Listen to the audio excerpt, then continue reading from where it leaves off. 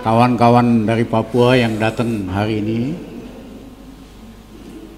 Kami hubungan dengan tokoh-tokoh Papua, rakyat di Papua lama sekali. Almarhum Ties, tokoh masyarakat adat Papua. Kalau ke Jakarta dulu selalu ketemu Gus Dur, habis itu ketemu kami. Memang beliau meninggal secara sangat tragis. Kemudian juga banyak tokoh-tokoh Papua lain yang dulu sering datang ke rumah.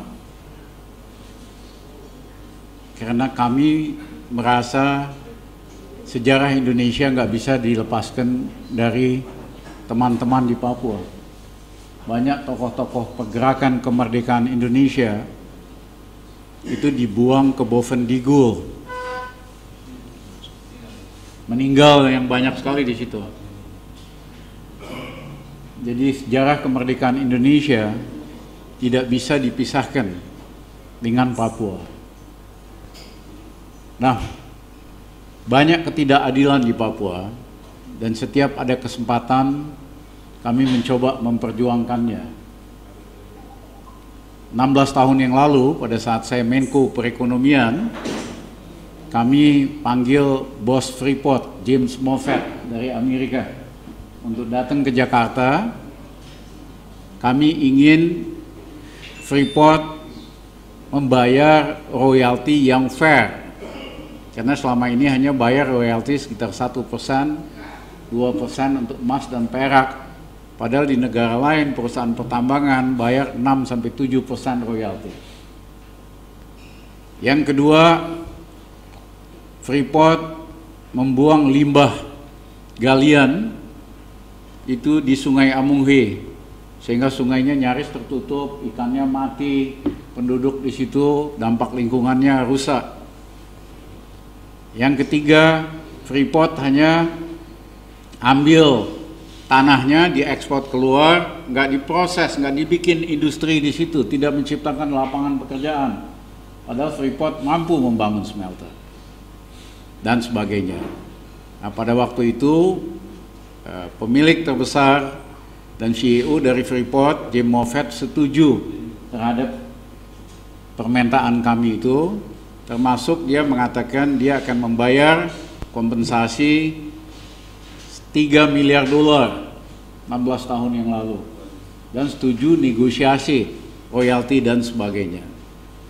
Sayang pemerintahan Gus Dur 2 bulan kemudian jatuh, itu belum sempat direalisasikan, tetapi pemerintah-pemerintah berikutnya tidak berupaya untuk melakukan negosiasi uang. Nah, pada waktu itu saya katakan kepada James Moffett, James, seandainya Freeport bayar 3 miliar dolar, kami tidak ingin menggunakan uang itu sepeser pun di luar Papua. Karena kawan-kawan di Papua kehidupannya masih sangat sulit. Dengan 3 miliar dolar, penduduk hanya kurang dari 3 juta orang, banyak hal bisa dilakukan untuk meningkatkan kesejahteraan di Papua. Yang kedua, pemerintah sebetulnya setiap tahun itu mengalokasikan nyaris 60 triliun dana untuk pengembangan di Papua. Tetapi sayang sekali yang sampai ke rakyat di bawah kurang dari 3%. Terbukti dengan fasilitas pendidikan di Papua yang masih sangat payah sekali, fasilitas kesehatan juga payah sekali, infrastruktur di desa-desa juga payah, semuanya payah. Padahal dengan uang 60 triliun setiap tahunnya banyak hal bisa dilakukan. Penduduknya kan cuma 3 juta. Ya. Kenapa? Banyak yang hilang di jalan, baik oleh pejabat dari Jakarta maupun pejabat di Papua sendiri. Itulah kenapa saya 5 tahun yang lalu waktu saya ke Jayapura, saya ketemu dengan 3.000 tokoh masyarakat di Papua, dan saya minta supaya kalau kelakuan elit di Papua kayak begini terus, lebih banyak di Jakarta nggak ngurusin rakyatnya di Papua, Saya minta generasi muda, generasi Yosua supaya bangkit, ambil alih kepemimpinan supaya bisa terjadi perubahan di Papua. Nah, di sidang kabinet yang terakhir kami memang usulkan supaya dana itu setengahnya lebih bagus disalurkan langsung ke rakyat di Papua.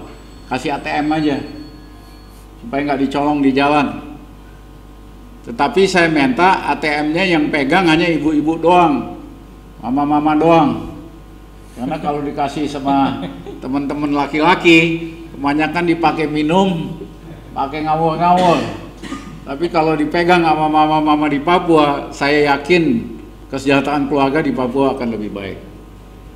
Nah, saya nggak tahu apakah itu dilaksanakan apa tidak, tapi pikiran ini kita harus laksanakan supaya uang itu betul-betul sampai ke rakyat biasa di pegunungan, di pinggiran di Papua.